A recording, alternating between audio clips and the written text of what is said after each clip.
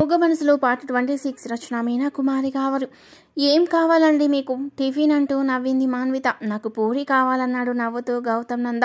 చిన్న పిల్లాడిలా ముఖం పెట్టి అది నేను వద్దనన్నా కదా, కావాలని ఆట పట్టిస్తున్నారు అంటూ నవ్వింది మాన్విత. నాకు చాలా ఇష్టం అంటూ నవ్వాడు గౌతమ్ నంద. మరుసటి రోజు ఉదయమే కవితకు ఆ మాట చెప్పింది మాన్విత. ఈరోజు టిఫిన్ పూరి కూర చెయ్యని చెప్పింది. అదేంటమ్మా, నిన్నేమో ఆయిల్ ఫుడ్స్ వద్దన్నారుగా అని నవ్వింది కవిత. ఆయనకి ఇష్టం వంటలే, ఆయన వరకు చెయ్యి లేకపోతే అంటూ నవ్వింది మాన్విత. హలో, మీ ఆయన ఇష్టాలు తీరుస్తున్నావు, మరి అన్నగా నా ఇష్టాలు తెలుసుకోవా? నాకు పూరీనే కావాలి అన్నాడు శ్రీనాథ్ నవ్వుతూ వచ్చి. సరే, అన్నయ్య కూడా అంట వెయ్యి అంటూ నవ్వింది మాన్విత. నాకు కూడా ఇష్టం మాన్వి అన్నారు మహేష్ వర్మ గారు నవ్వుతూ. అందరినీ చెడగొడతాడు ఈ హీరో గారు అని. సరే, ఈరోజు టిఫిన్ అదే ఫిక్స్ చేసేయి అంటూ చెప్పి వెళ్ళిపోయింది. ఎంతో ఇష్టంగా పూరీలు తింటున్న భర్త వైపు ఆనందంగా చూసింది మాన్విత. ఈరోజు హాస్పిటల్లో నాకు పని ఉంది, అందుకే ఒకటి ఎక్కువ తింటున్నానంటూ నవ్వాడు గౌతమ్ నంద. నాకు ఇష్టమైనవన్నీ తింటేనే పని బాగా చేయగలను అంటూ నవ్వుతూ చెప్పాడు గౌతమ్ నంద. మన ఇష్టం వచ్చినట్టు తినాలి, ఆడవాళ్ళ మాటలు వింటే మనం ఎందుకు పనికిరాము అంటూ నవ్వాడు శ్రీనాథ్ వర్మ. అసలు మీ ఇద్దరి అల్లరి మామూలుగా ఉండదు, మీ సంగతి చెప్తా కదా దొరికినప్పుడు అని మనసులో అనుకుంది మాన్విత. ఆ గౌతమ్ అంతా హ్యాపీ కదా, నాకు పార్టీ కావాలన్నాడు ఒక కంటితో చెల్లెలి వైపు చూస్తూ నవ్వుతూ శ్రీనాథ్ వర్మ. శాలిని ముసిముసిగా నవ్వుకుంటూ వెళ్ళిపోయింది. పిల్లలిద్దరూ నాకు కావాలి అంటూ అరిచారు. ఇప్పుడు వారికి చెప్పండి సమాధానం, మీ ఇద్దరు అన్నది మాన్విత నవ్వుతూ. జుట్టు మొత్తం చైనా వాళ్ళలాగా మూడి వేసిన మాన్వితను ముద్దుగా చూస్తూ నవ్వుతూ ఉన్నాడు గౌతమ్ నంద. 2 నెలల తర్వాత ఒకేసారి ఇస్తాలే పార్టీ అన్నాడు గౌతమ్ నంద మాన్విత వైపు చూస్తూ. ఎందుకు, 1 నెల రోజులు చాలు అన్నది మాన్విత నవ్వుతూ. మీ లెక్కలేంటి పార్టీకి అంటూ నవ్వాడు శ్రీనాథ్ వర్మ. మాకిప్పుడే కావాలి అన్నారు సూర్య, ఆద్య. మీ మామయ్య, మీ డాడీని అడగండి అంటూ ఒకటే నవ్వు మాన్విత. మాకే కాదు, మోహిత్కి కూడా కావాలన్నాడు సూర్య. సరే, ఎక్కడో ఎందుకు, హాయిగా ఇంట్లోనే ఏర్పాటు చేసుకుందాం. అయినా మనం ఇద్దరం డాన్స్ చేసి చాలా రోజులైంది గౌతమ్ అంటూ నవ్వుతున్నాడు శ్రీనాథ్. మరి డాన్సర్ని కూడా తీసుకొస్తే ఇంకా బాగుంటుందంటూ నవ్వింది మాన్విత. ఇంకెందుకు, నా ఫేవరెట్ డాన్సర్ని తీసుకొద్దాం అంటూ నవ్వేశాడు శ్రీనాథ్ వర్మ. ఆమెకు 48 సంవత్సరాలంట, పేపర్లో పడింది అంటూ నవ్వుతూనే ఉన్నాడు గౌతమ్ నంద.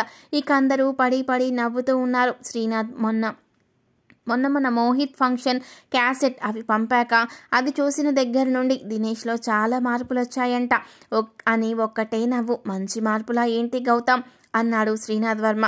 వాడి బుద్ధికి మంచి మార్పులు ఎలా వస్తాయిరా, భలే ఆలోచిస్తున్నావు.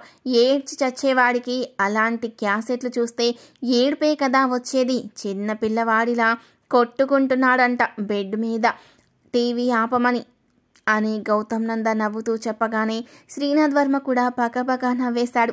మహేష్ వర్మ గారు దినేష్ భూపతికి ఏం ట్రీట్మెంట్ ఇస్తున్నారు అంటూ అడిగారు.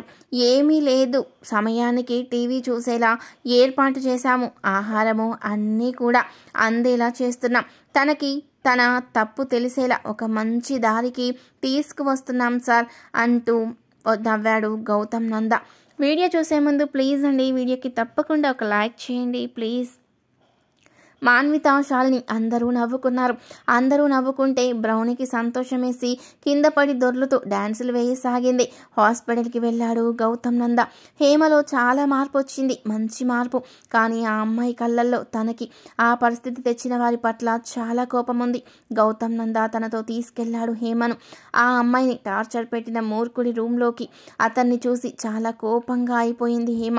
కరెంటు ట్రీట్మెంట్లో కొన్ని కొత్త పరిశోధనలు మేము చేయాలనుకుంటున్నాము, వీడి బాడీ మీద, ఆ పని నీకే అప్పగిస్తున్నాను నేను అంటూ వాడి తలకు కరెంటు అవన్నీ అమర్చారు. స్విచ్ వేయమన్నారు హేమతో. గౌతమ్ నంద హేమ ఎప్పుడైతే స్విచ్ వేసిందో ఎగిరెగిరి పడ్డాడు. మాస్టర్ ముసుగులో దాగిన కామాంధుడు. ఇంకొంచెం ఫాస్ట్గా పెట్టు, నీకెలా అనిపిస్తే అలా చెయ్యి అంటూ చెప్పాడు గౌతమ్ నంద.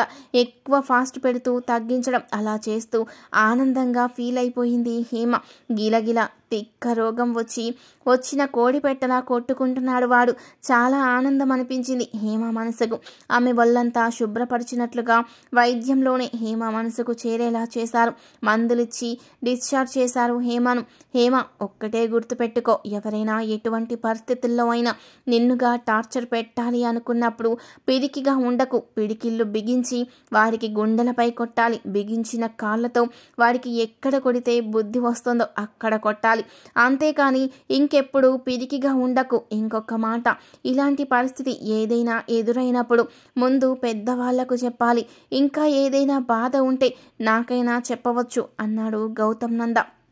మిమ్మల్ని అన్నయ్య అని పిలవచ్చా అన్నది హేమ. తప్పకుండా పిలువమ్మా. మీలాంటి అమ్మాయిలకు నేను పెద్ద అన్నయ్యను. మీ వెనకే ఉండగలను. ఏ బాధ వచ్చినా రోగం వచ్చినా సరిచేయగలను. ఇలాంటి రోగగ్రస్తులను సరైన మార్గంలోకి నడిపించగలను. మీరు నాకు ఫోన్ చేయవచ్చు. నా నెంబర్ నీ మెడిసిన్ స్క్రిప్ట్లో ఉంది కదా అని నవ్వుతూ వారిని పంపించేశాడు గౌతమ్ నంద. మాన్విత ల్యాప్టాప్ ముందు కూర్చొని తను చేసిన సబ్జెక్ట్ గురించి చూసుకుంటూ ఉంది. మాన్విత, తన హాస్పిటల్లోనే నీకోసం ప్రత్యేకంగా ఒక రూమ్ ఏర్పాటు చేయించాను. నీకు ఇష్టమైతే ఆరోగ్యం కుదుటపడ్డప్పుడు నువ్వు రావచ్చు హాస్పిటల్కి అని చెప్పారు మహేష్ వర్మ గారు. తప్పకుండా నాన్నగారు, ఈలోపు నేను ఇంకా కొద్దిగా నేను చేసిన ప్రాజెక్టులన్నీ చూసుకుంటూ ఉంటాను అని నవ్వుతూ చెప్పింది మాన్విత. బాబుకి శాలిని స్నానం చేయించింది. వాడికి ఒంటి నిండా ఆయిల్ రాసింది మాన్విత. చాలా యాక్టివ్గా ఎప్పుడు నవ్వుతూ ఉంటున్నాడు బాబు. వాడికి పలానా టీకా వేశారా అంటూ గౌతమ్ నందాకు ఫోన్ చేసి అడిగింది మాన్విత. ఆ వ్యాక్సిన్ వేసినప్పుడే నీతో మేమంతా తిట్లు కూడా తిన్నాము అంటూ నవ్వుతూ చెప్పాడు గౌతమ్ నంద. అవునా అంటూ నవ్వుకుంది మాన్విత. గౌతమ్ నంద ట్రీట్మెంట్లో అతని ప్రేమతో ఆమెకు తను ఒక పేషెంట్ను అన్న విషయాన్ని కూడా సులభంగా మర్చిపోగలిగింది. ఇప్పుడు తన శరీరాన్ని తను కూడా చాలా యాక్టివ్గా తయారు చేసుకుంటుంది మాన్విత.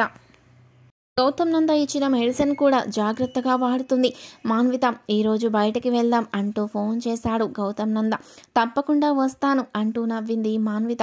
గౌతమ్ నందకు ఎంతో ఇష్టమైన ఫ్యాషన్ కలర్ సారీ కట్టుకుంది మాన్విత. అప్పటిదాకా చక్కగా ఆడుకున్న బాబు నిద్రపోయాడు. మాన్విత భర్తతో కలిసి వెళ్ళింది. వారిద్దరూ అలా వెళ్తుంటే ముచ్చటగా చూస్తున్నారు ఇంట్లో వాళ్ళందరూ. ఆనందంతో మొత్తం పూలతో నిండిపోయిన పూల తోటలోకి వెళ్ళారు ఇద్దరు.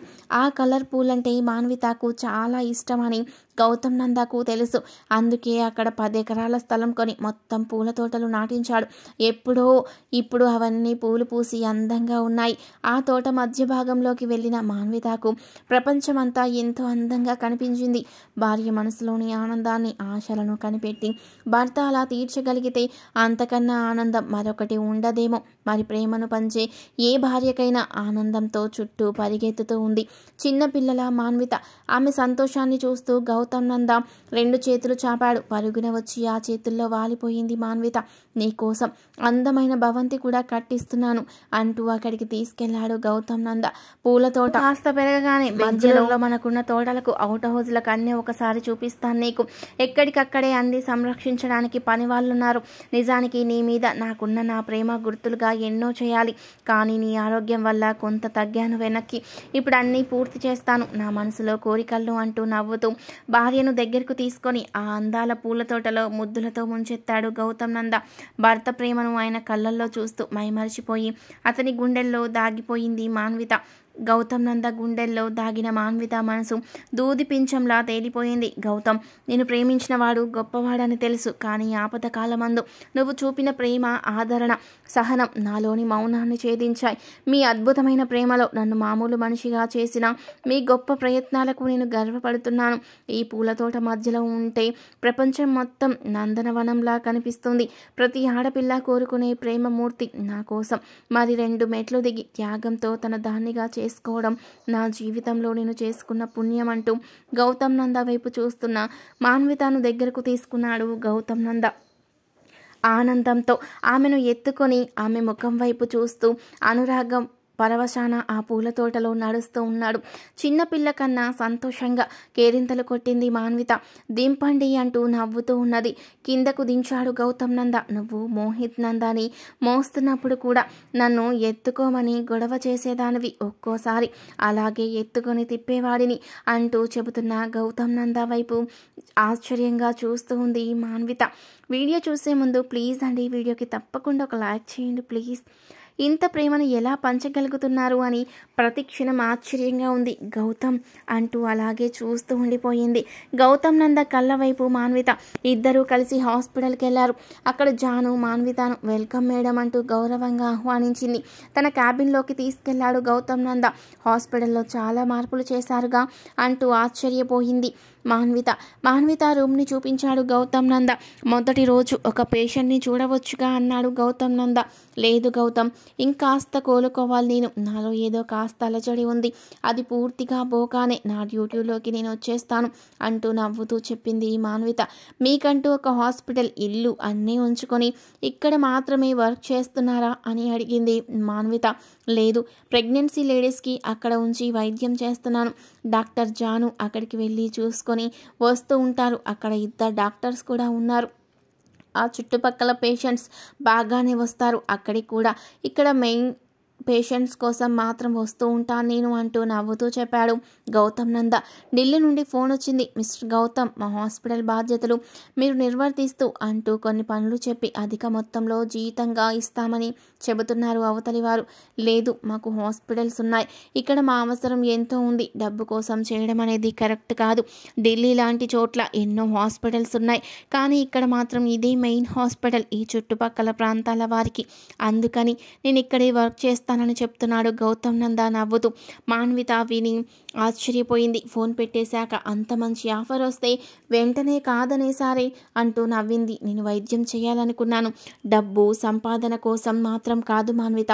7 తరాలు కూర్చొని తిన్నా తరగని ఆస్తులున్నాయి. కేవలం లేని వారి మధ్య తరగతి వారికి ఇలాంటి గొప్ప వైద్యాన్ని అందిస్తూ వారిని బాగు చేయాలన్నది నా ఆశయం. ఇలాంటి పేషెంట్స్ కోసం మరొక హాస్పిటల్ కూడా కట్టిస్తున్నాను. అందులో అన్ని సౌకర్యాలు అమరుస్తున్నాము. అక్కడి బాధ్యతలు మనిద్దరం తీసుకుందాము అంటూ నవ్వుతూ చెప్పాడు గౌతమ్ నంద. అమ్మో, నా కొడుకు నిద్ర లేచుంటాడు, నేను ఇంటికి వెళ్ళిపోవాలి అన్నది మాన్విత కంగారుగా లేచి. శాలిని చాలా బాగా చూసుకుంటుందిగా అన్నాడు గౌతమ్ నంద. వాడికి పాలు ఇవ్వాలి కదా అంటూ నవ్వుతూ చెబుతున్న భార్యను చూసి నవ్వుతూ భార్యతో ఇంటికి బయలుదేరాడు గౌతమ్ నంద. ఇంటికి వెళ్ళేసరికి ఏడుస్తూ ఉన్నాడు మోహిత్ నంద. ఎత్తుకొని ఆడిస్తూ ఉన్నది శాలిని. అమ్మో, నీ కొడుకుతో నువ్వు మాట్లాడడం మొదలు పెట్టేశాక తల్లివి నువ్వే అని కనిపెట్టేశాడు వీడు అంటూ నవ్వుతూ మాన్వితకిచ్చింది శాలిని.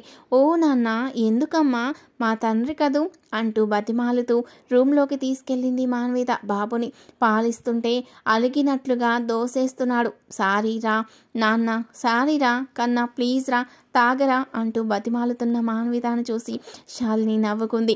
నిజమే, డాక్టర్ అయినా, ప్రధానమంత్రి అయినా, కలెక్టర్ అయినా, ఇంకెవరైనా కూడా తల్లి తల్లే. కన్నబిడ్డ ఏడుపుని చూడలేదు.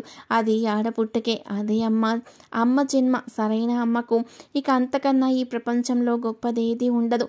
లోపలికి వచ్చిన గౌతమ్ నంద తల్లి కొడుకులు చూసి లోపల ముసిముసిగా నవ్వుకుంటున్నాడు. మాన్విత పాలివ్వడానికి ప్రయత్నించడం, బాబు వద్దని నోరు బిగించడం చూసి నవ్వుకున్నాడు. పట్టుదలలో నన్ను మించిపోతాడు వీడు అంటూ మురిసిపోయాడు.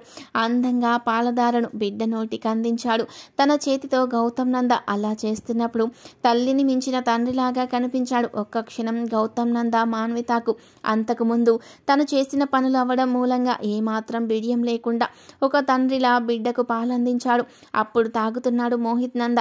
నువ్వు మామూలు వాడివి కాదు రోయ్, నాన్నని అమ్మని ఏకం చేసేస్తావంటూ నవ్వేసింది మాన్విత. అమెరికా నుంచి మాన్వితకు మెసేజ్ వచ్చింది. మాన్విత ప్రెగ్నెంట్గా ఉన్నప్పుడు అవార్డు ఫంక్షన్ ఏర్పాటు చేసింది అమెరికా ప్రభుత్వం. దానికి ఆమె ప్రెగ్నెంట్ అని వెళ్ళలేకపోవడం వల్ల అంతవరకు ఆ ఫంక్షన్ని ఆపి మరలా ఇప్పుడు చేస్తుంది. విచిత్రం ఏమిటంటే బహుమతి పొందిన వాళ్ళలో ఇండియన్స్ ఎక్కువ ఉండడంతో ఆ ఫంక్షన్ ఢిల్లీలో ఏర్పాటు చేశారు. 2 నెలల్లో ఆ కార్యక్రమం ఉంది అని మెసేజ్ చదివిన మాన్విత నిజంగా తాను గొప్పగా చదివిన చదువు మొత్తం ఒక్కసారిగా కళ్ళ ముందుకొచ్చింది. ఎంతో కష్టపడేది తను. 24 గంటలు చదువుపైనే ధ్యాస.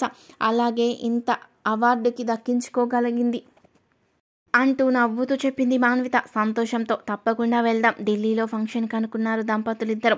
మరుసటి రోజు మాన్వితతో మాట్లాడుతున్నాడు గౌతమ్ నంద. మానసిక రోగులుగా ఉన్నవారు హాస్పిటల్కి రావడానికి భయపడతారు. ఇక్కడికి వస్తే పిచ్చి వాళ్ళన్నది వారి ఆలోచన.